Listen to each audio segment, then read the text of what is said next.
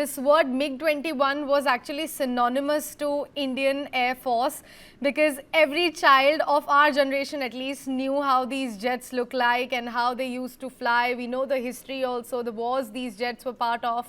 How do you feel about the day? Group Captain Chai, I believe you're on mute, sir. If you could just unmute yourself.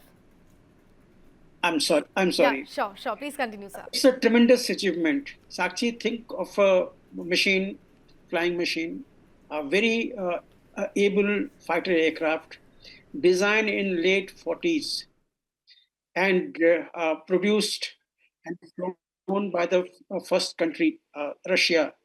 In 19, I think 55, it was flying there with them. And that machine, when it came to Indian Air Force, I will not repeat what already has been mentioned. It was a backbone. It became a backbone of Indian Air Force in the subsequent years. You know, it's a huge. It was a huge asset for the Indian Air Force. Uh, about 900 odd aircraft produced, and that has remained with the Indian Air Force in a phase-wise induction. It was licensed produced here by the HAL, and the last aircraft produced by HAL was in 1987.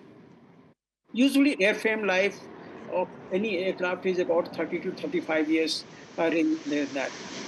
So this particular aircraft belongs to the same category. It's a massive, much more advanced than the adjacent the countries our adversaries had at that time. So we were all very proud of it. I have personally flown in this 1969 type of it. I'm a doctor by profession, but the specialist in aerospace medicine, and I do, train the pilots onto the aeromedical aspects of operations. So I have myself personally flown about 20 odd sorties in the MiG. So you feel proud of this particular aircraft. Handling was so good, but it was a single engine Delta aircraft, which was unforgiving. If you make a mistake, you pay for it. So that was one particular drawback with this.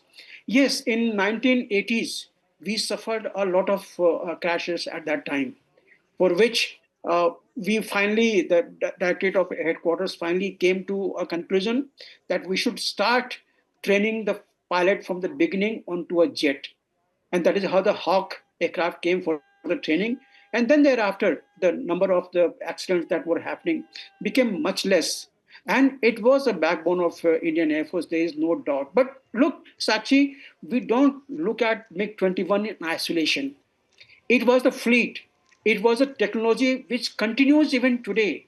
MiG-21, MiG-21, we had many of the types, 66, 69, 75, Type 75, Type 77, Type 96. Bison has been continuing today. We'll be flying the Bison the last. So all these types of were there. But MiG-21 is not alone in the technology.